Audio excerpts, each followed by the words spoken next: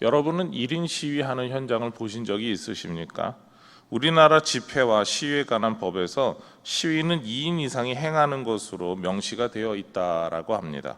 게다가 2인 이상의 집회나 시위는 경찰에 반드시 신고 후 허가를 받아야 한다라는 것이죠. 그렇지만 1인의 시위는 이러한 법의 태도에서 벗어나 있다라고 합니다. 그래서 현재는 보편적인 시위 문화 중 하나로 자리를 잡고 있습니다. 전에 사역하던 교회 앞에 1000명 정도가 한 번에 예배 드릴 수 있는 그런 예배당을 가진 수명 정도가 모이는 교회가 있었습니다. 그러니까 1000명이 모일 수 있는 교회 건물이지만 수명밖에 되지 않으니까 이 예배당을 유지하는 것 자체가 너무나 어려웠습니다. 그래서 그것을 팔고 이사를 갔습니다. 그리고 그곳에 정체가 불분명한 사람들이 둥지를 틀었습니다. 몇 주 뒤 한 형제가 모자를 쓰고 마스크로 자신의 얼굴을 가리고 롱패딩을 입고 나타났습니다. 그리고 새로 사람들이 둥지를 튼 건물 앞에서 1인 시위를 했습니다. 그 시위를 하기 위해서 가지고 온 팻말에 이러한 말이 있었죠. JMS 물러가라. 그것이 핵심이었습니다. JMS 피해자 모임 소속의 형제는 둥지를 튼 사람들의 정체를 알리기 위해서 왔었던 것입니다. 제가 직접 1인 시위를 했던 형제와 이야기를 하지는 못했습니다. 시위하던 형제와 대화를 했던 한 집사님이 저에게 이렇게 질문을 하셨죠. 목사님, 하나님께서 이단들이 사람들을 미혹하는 것을 왜 가만두실까요? 이러한 질문은 그 집사님만이 하는 질문이 아닐 것입니다. 우리 가운데에서도 이 질문을 던지는 분들이 분명 계실 겁니다. 오늘 우리가 받은 말씀을 통해 왜 이단의 미혹을 가만히 두실까에 대해서 고민하고자 합니다. 미혹하는 모습은 마지막 때가 될수록 더 많이 나타나게 됩니다. 미혹은 사탄이 복음의 가르침에서 떠나게 하는 배교의 방법으로 사용하는 방법이죠. 주님을 기다리는 성도들의 간절한 마음을 악용하는 겁니다. 그래서 2절에 바울은 이렇게 권면하죠. 주의 날이 이르렀다고 해서 쉽게 마음이 흔들리거나 두려워하거나 하지 말아야 한다라는 것입니다. 그러니까 주님이 가까이 오신다, 그때가 되었다라고 하는 그 마음을 악용하는 것, 그것이 이단이 행하는 방법들이다라는 겁니다. 주님의 날이 다가왔다라는 말에 성도의 마음이 흔들리거나 두려워할 수 있습니다. 왜냐하면 성도들은 주님이 다시 오셔야 됨을 간절히 기다리는 그런 마음을 가지고 있기 때문입니다. 그리고 성도들이 주님의 뜻대로 살아도 살지 못해도 주님이 다시 오심을 날마다 고민하기에 성도들의 마음은 이단과 같이 미혹하는 사람들에게 흔들리기 쉽습니다. 좀 전에 이야기한 것처럼 우리의 열심과 그 열정에 과했을 때 혹은 그 가지고 있을 때의 약함을 노리고 공격해 오기 때문입니다. 미혹하는 자들은 사탄의 뜻에 따라서 성도들을 그리고 불신자들까지도 미혹합니다. 이들은 자신들만이 하나님의 뜻을 안다고 하거나 스스로 하나님이라고 말합니다. 자신들이 하나님의 모든 뜻을 알고 있다고, 그리고 자신들만이 성경의 내용을 풀어서 해석할 수 있다라고 그렇게 거룩한 곳에서부터 치장을 하고 거짓을 말하죠. 4절에서 이렇게 그들은 자신을 포장한다라고 말합니다.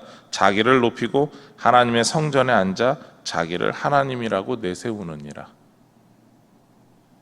미혹하는 사람들은 주님을 증거하고 나타내기보다 스스로를 높이고 나타내는 사람들입니다. 그렇게 해서 성도들을 유혹하고 판단을 흐리게 하고 자신을 추종하게 하고 따르게 합니다. 그렇습니다. 이단들은 특정한 사람, 특정한 방법을 강조하죠.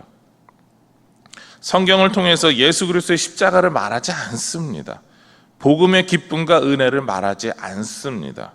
오직 자신들만의 가르침을 이야기하고 자신들만의 그룹에 들어와야 한다라고 말합니다.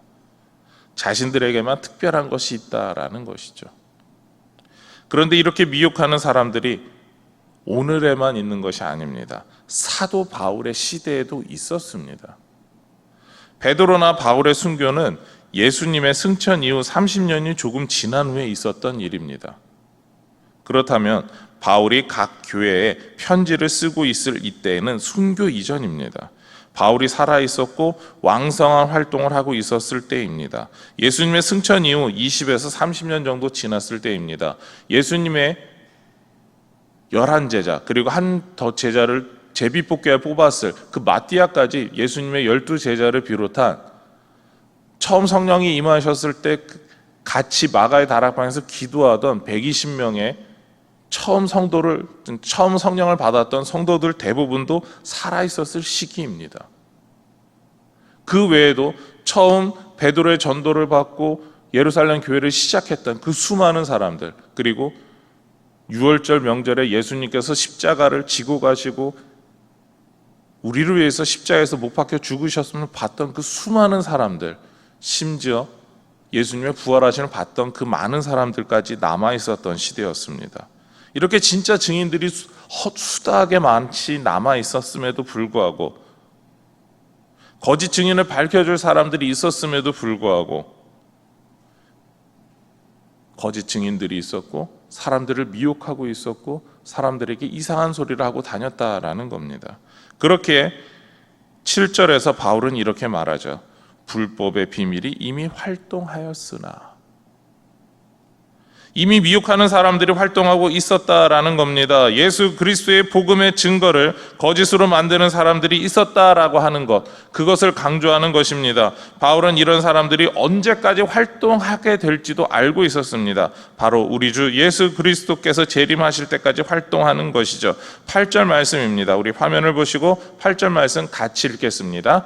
시작. 그때에 불법한 자가 나타나리니 주 예수께서 그 입의 기운으로 그를 죽이시고 강림하여 나타나심으로 패하시리라. 아멘. 그때에 불법한 자가 나타나리라고 하는 이 말은 예수님께서 오실 때에 불법을 행한 자가 밝혀진다라는 겁니다. 분명히 누구인지 알게 해 주신다라는 겁니다. 주님이 오시기 전까지 우리는 그들을 명확하게 구분할 수 없을 수도 있습니다. 알아볼 수 있어도 그들을 명확하고 정확하게 갈라낼 수 없다라는 말입니다. 그렇지만 우리 주님께서 오시게 되면 상황이 바뀌죠.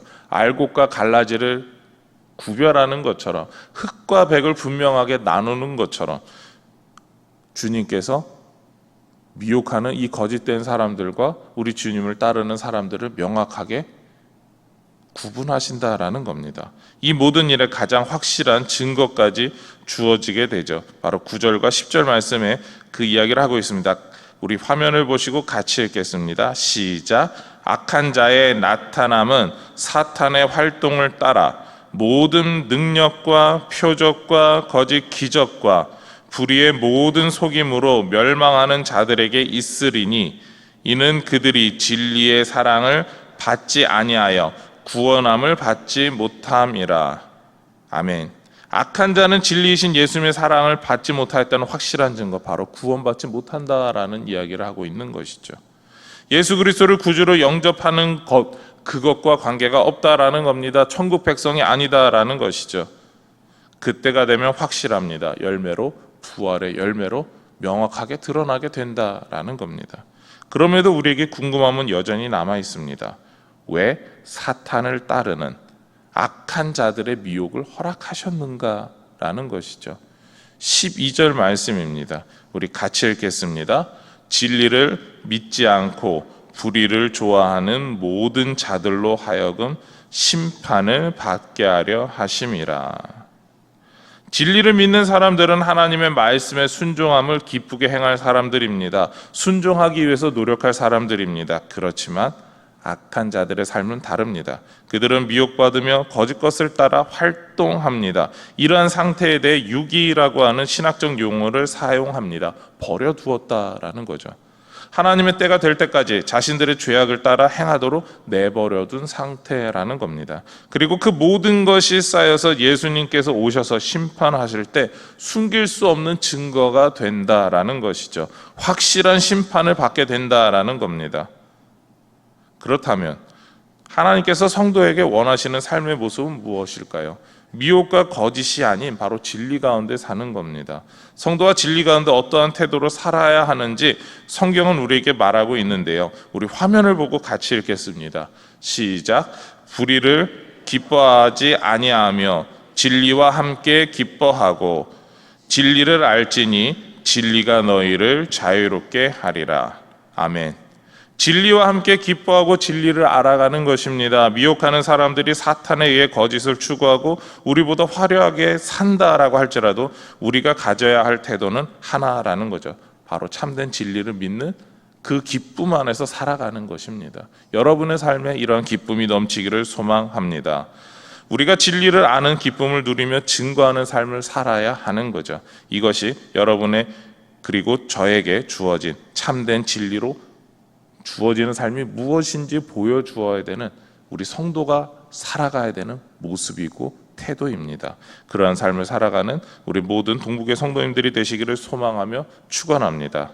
우리 화면을 보시고 기도의 제목 같이 읽겠습니다. 시작. 마지막 때에 우리의 믿음과 우리의 열정이 흔들리지 않게 하옵소서. 진리 안에서 기뻐하며 진리의 기쁨을 증거하게 하옵소서. 아멘. 기도하시겠습니다. 하나님 감사합니다. 마지막 때가 가까울수록 주님이 택한 자들을, 그 모든 사람들을 미혹하고자 악한 영이, 정말 그 사단의 세력들이 우리를 미혹하고 괴롭히고 공격합니다. 그때에 우리가 가지고 있는 그 믿음 안에서, 열정 안에서 흔들리지 않도록 우리를 지켜주시고 보호하여 주시옵소서. 우리가 날마다 주님 안에서 주님 뜻대로 살아가며 진리 안에서 기뻐하며 그 진리의 기쁨을 변함없이 증거할 수 있는 참된 증인으로 서게 하여 주시옵소서. 이 모든 것 예수님의 이름으로 기도드립니다. 아멘.